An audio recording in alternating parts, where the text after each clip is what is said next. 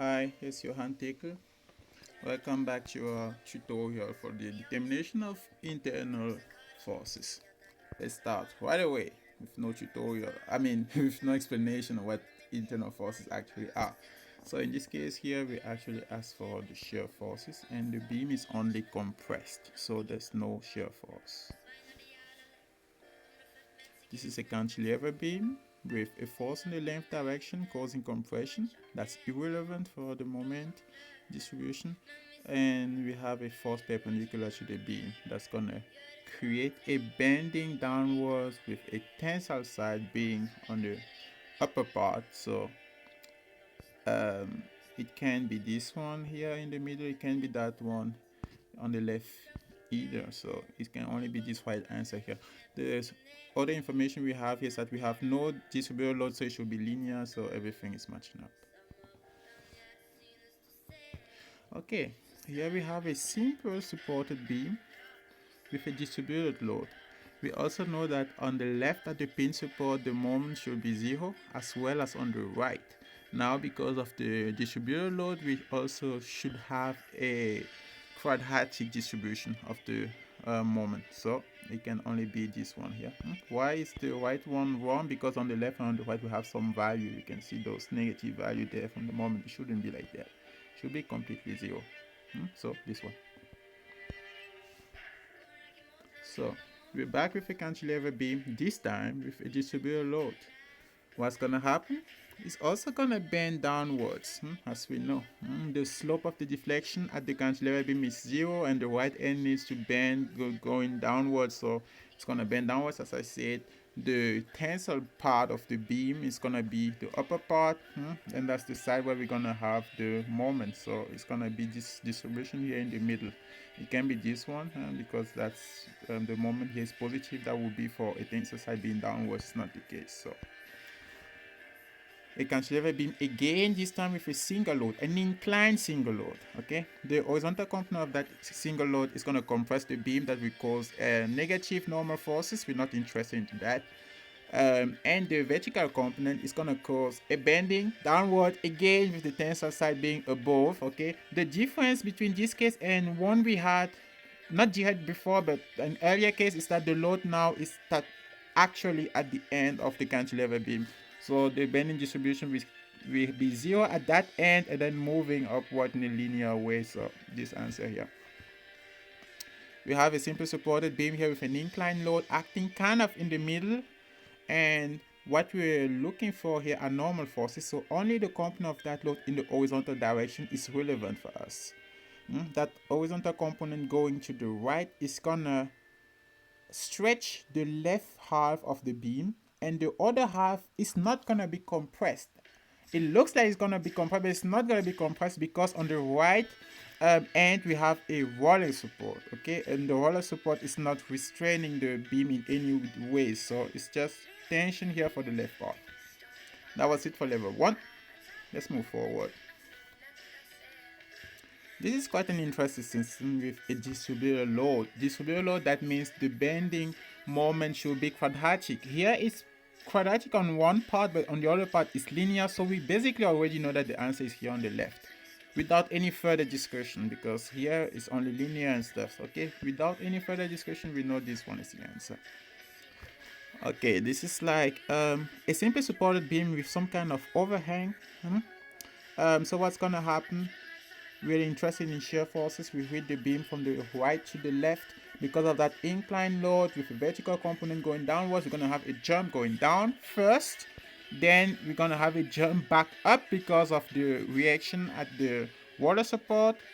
And then it's going to be constant. And we don't have any distributed load here, so we can't have a linear distribution of the shear force. So here in the middle it can be right, and here's the right one. Shear force is what we're looking for again. On the right end that's inclined, we have a distributed load. That means that the shear force distribution should be linear, so it can be this right answer. It could be this one in the middle. It could also be the one on the left. Now the one on the left is actually wrong. Why? From the hinge to the pin support, that element is a bar.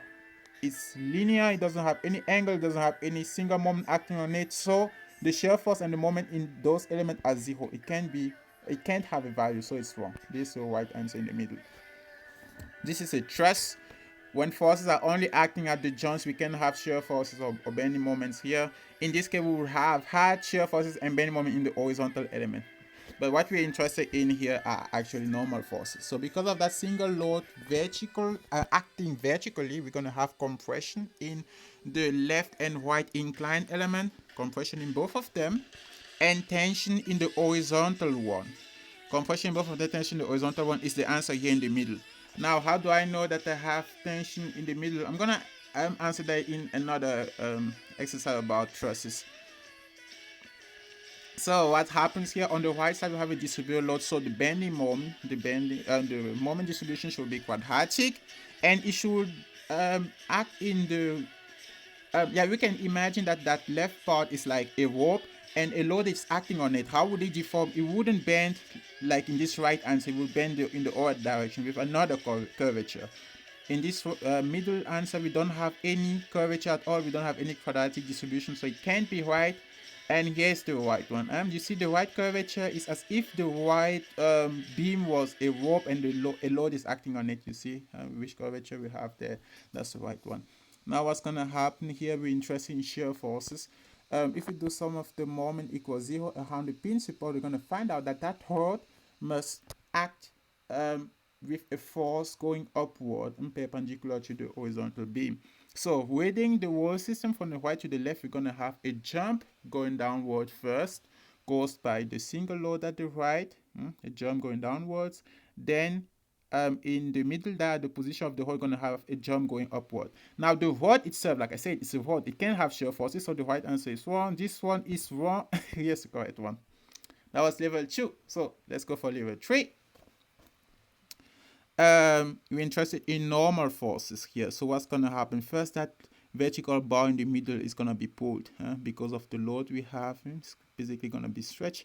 So we have tension in that middle part. Do we have anything else? Well, we actually don't. That's the only thing that's going to happen in this system.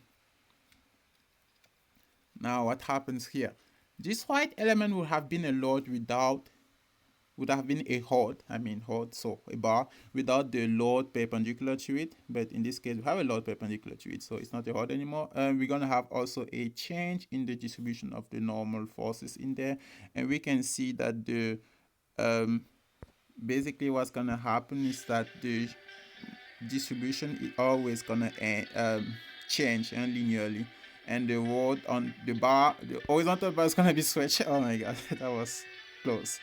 This is kind of like a truss, even though we have forces distributed load perpendicular to the element.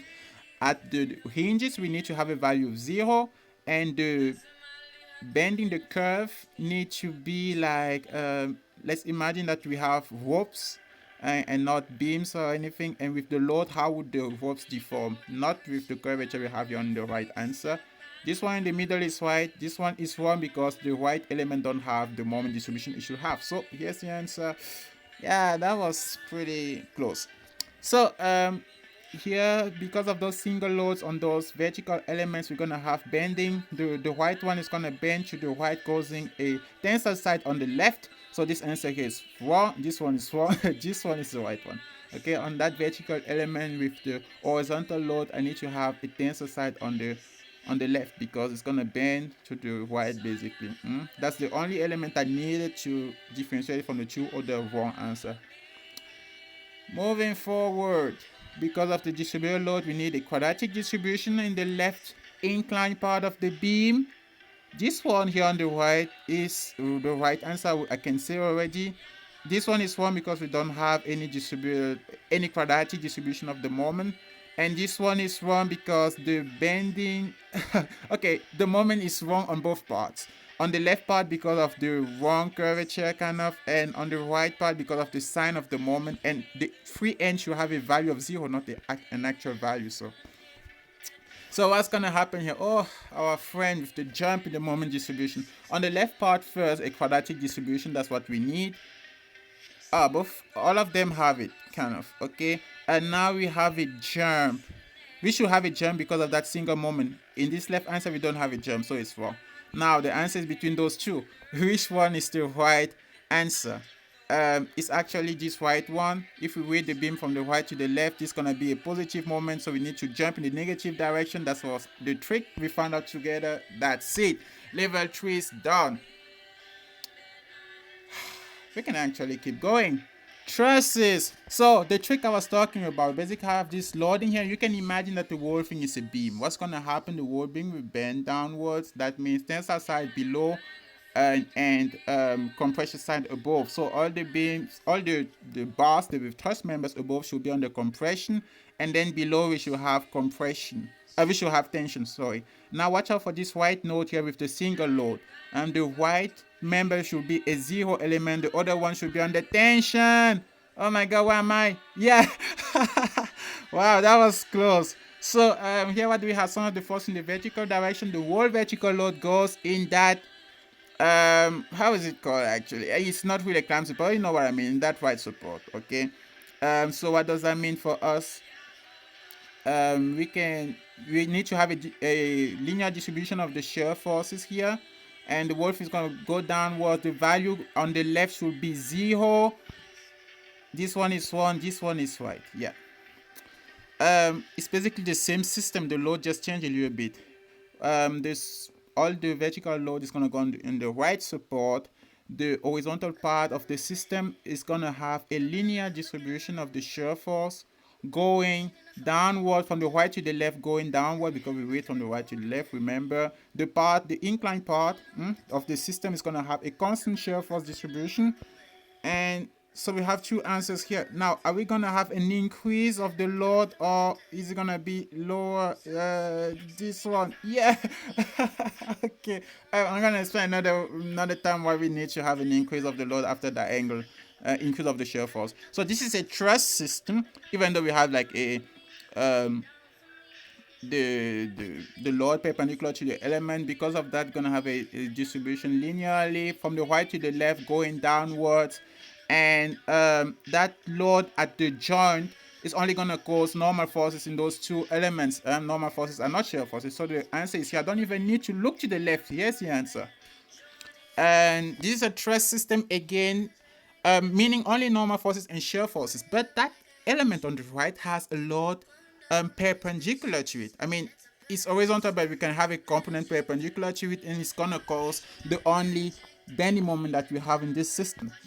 We don't have any distributed load, so it's gonna be linear, and we need to have that kind of that sudden change of the slope of the bending moment distribution at the place where the force is acting. So this is the answer. I don't even need to look on the left. This is the answer. Got the feeling we had this system already anyway. Distributed load. This is a truss, but because the distributed load is gonna act like beams, those two elements on the top, from the right to the left of each element, the linear distribution of the shear force need to go downwards. So the answer is here in the middle. This one is 1 because for the right element is going upward instead of downward. As we say, for shear forces, we weight the beam from the right to the left and follow the load. That's it. Level 3 done. And yeah, I think that's what we need to do, right? Maybe we also need to do level 4. I don't know, but that was it. Thank you for your attention, and see you next time.